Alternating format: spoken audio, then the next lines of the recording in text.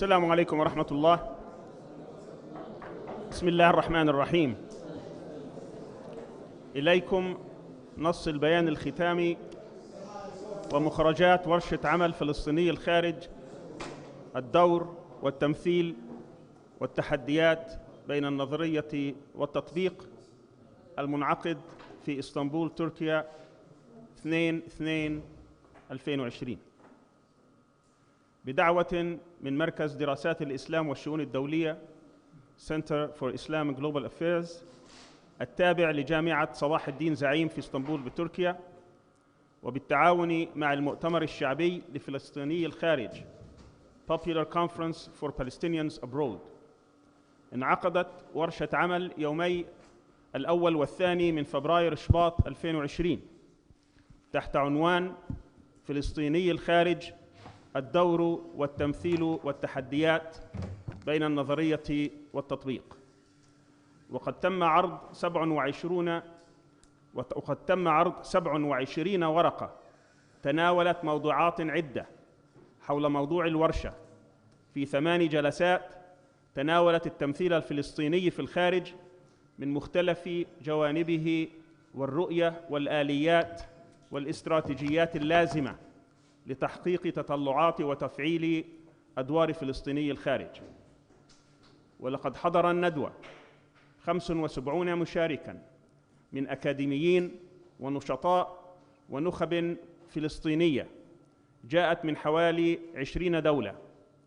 وقد خرجت الندوة بعدة توصيات تلخص إجماع الحضور حول المشروع الوطني الفلسطيني ودور فلسطيني الخارج في هذه المرحلة الدقيقة التي تمر بها القضية الفلسطينية.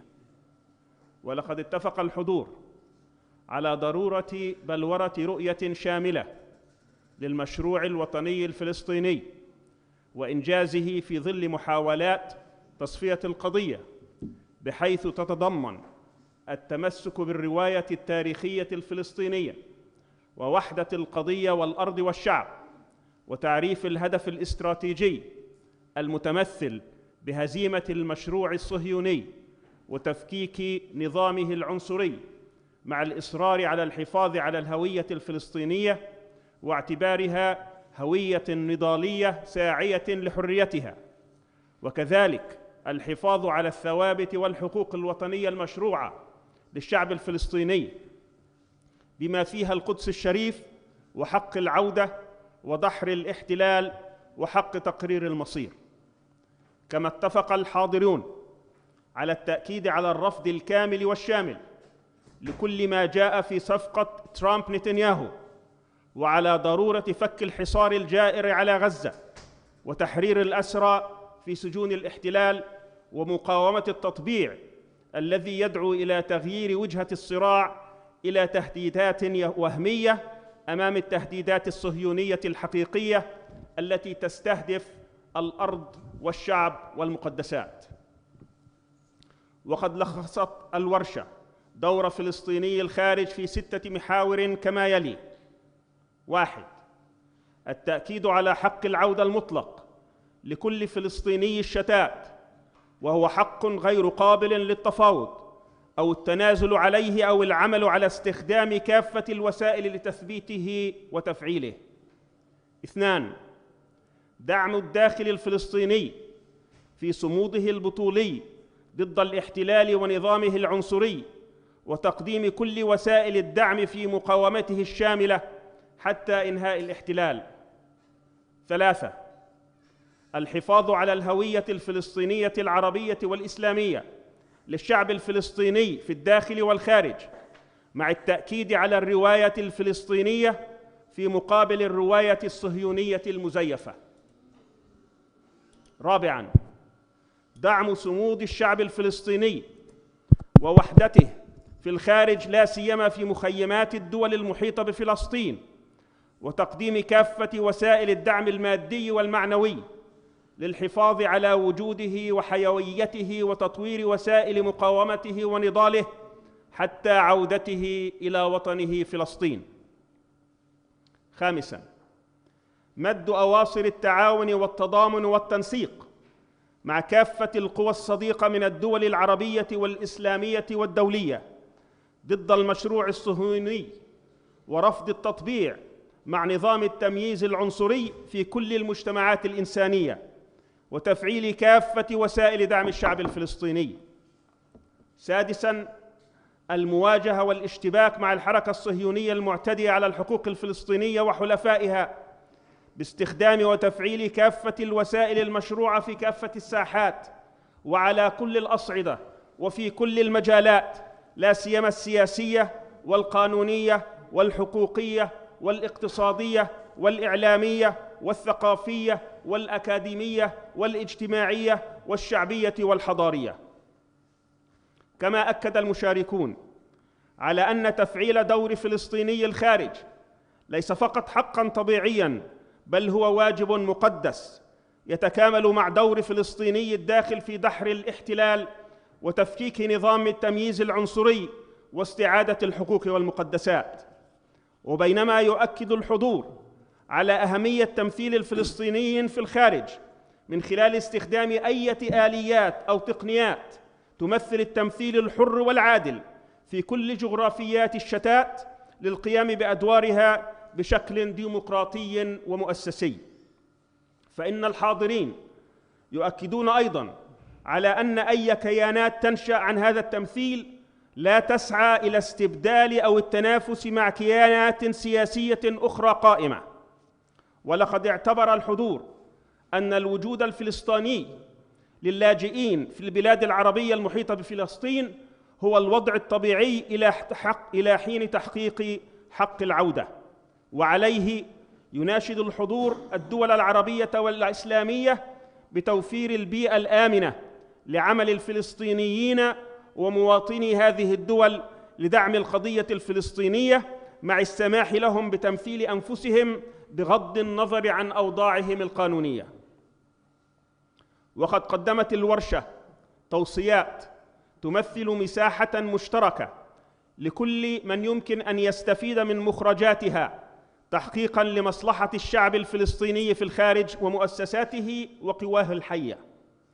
وتمثل هذه التوصيات والمخرجات عنواناً لحالة الوعي وتقديراً للمخاطر التي تعصف بالقضية الفلسطينية، والتي بات من الضروري والعاجل أن تعمل كافة قطاعاته من أجل التصدي لمحاولات تصفية قضيته العادلة على حساب حقوقه التاريخية. كما قامت الورشة باقتراح حلول عملية في مسألة التمثيل تتجاوز الجغرافيا والتشتت لإشراك جميع الشعب الفلسطيني ممن هاجر إلى أقاصي الأرض وحتى ممن تغير لسانه وبقي انتماؤه. ولقد دعا الباحثون والمشاركون في الورشة إلى التوصيات التالية: أولاً، حق فلسطيني الخارج في القيام بدورهم في إعادة بناء المشروع الوطني الفلسطيني في إطار الثوابت الجامعة ليتكامل فيه دور الداخل والخارج لإنهاء الاحتلال واستعادة الحقوق الفلسطينية والمقدسات وتفكيك نظام التمييز العنصري. ثانياً، قيام حوار شامل وواسع مع كافة القوى والمؤسسات والشخصيات الفاعلة لإيجاد إجماع وطني حول استراتيجية جامعة لتفعيل دور فلسطيني الخارج كما جاء في مقدمة هذا البيان.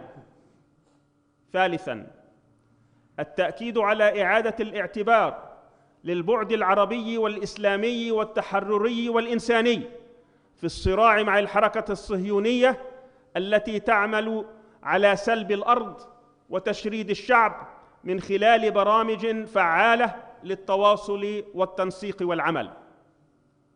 رابعاً، التأكيد على الأدوار المحورية لفلسطيني الخارج، لا سيما في تفعيل كافة الوسائل المشروعة لإبراز عدالة القضية الفلسطينية عالمياً، حيث يتجاوز عدد فلسطيني الخارج 7 ملايين موزعين على عشرات الدول حول العالم. ومع وجود محاولات حثيثة لتصفية القضية الفلسطينية من خلال فرض خطة ترامب نتنياهو وعمليات التطبيع المستمرة.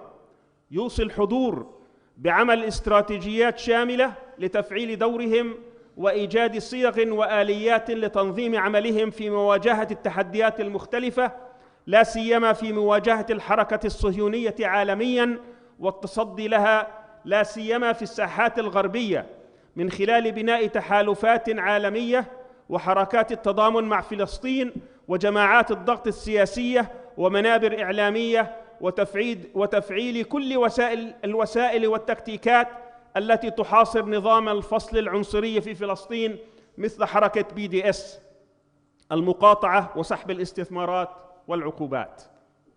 خامساً، الدعوة إلى تمثيل فعلي وحقيقي لفلسطيني الشتات في العالم، مع استخدام كافة الوسائل المتاحة من خلال عمليات ديمقراطية وعادلة وحرة وشفافة ودقيقة، مع الأخذ بالاعتبار الظروف المختلفة التي تتفاوت من ساحة إلى أخرى. سادساً، الدعوة إلى إيجاد مؤسسات مجتمع مدني وظيفية وتخصصية ومهنية تقوم بخدمة الجاليات الفلسطينية بشكل مباشر، كما تحافظ على الهوية الفلسطينية ومواجهة المشروع الصهيوني ومحاولات التطبيع في الساحات المختلفة. سابعاً، دعوة مؤسسات أكاديمية وفكرية إلى تشكيل لجان بحثية لعمل دراسات معمقة في القضايا المختلفة المتعلقة بدور فلسطيني الخارج في المشروع الوطني الفلسطيني، وإبراز دورهم في الحفاظ على الثوابت الفلسطينية في الساحات المختلفة. ثامناً، تشكيل لجنة أكاديمية مهنية فنية متخصصة تدرس كيفية الإحصاء والتعداد والتسجيل وطرق التمثيل لفلسطيني المهجر والشتات والوسائل المختلفة لتواصلهم وتمثيلهم ونشر نتائج البحث وكيفية تنفيذه. تاسعاً، التأكيد على مشاركة الفلسطينيين في الشتات في المجتمعات التي ينتمون إليها كمواطنين صالحين، وتقديم كل ما يطور هذه المجتمعات ويفيدها وينميها. عاشراً، تشكيل لجنة متابعة للتوصيات من 12 شخصية تمثل مراكز دراسات وهيئات متخصصة لتقديم مقترحات باستراتيجيات وآليات تنفيذ مخرجات الورشة والسعي لتفعيلها خلال 100 يوم. والله الموفق. ورشة عمل فلسطيني الخارج، مركز دراسات الإسلام والشؤون الدولية، المؤتمر الشعبي لفلسطيني الخارج، اسطنبول، تركيا، 2/2/2020. والسلام عليكم ورحمة الله وبركاته.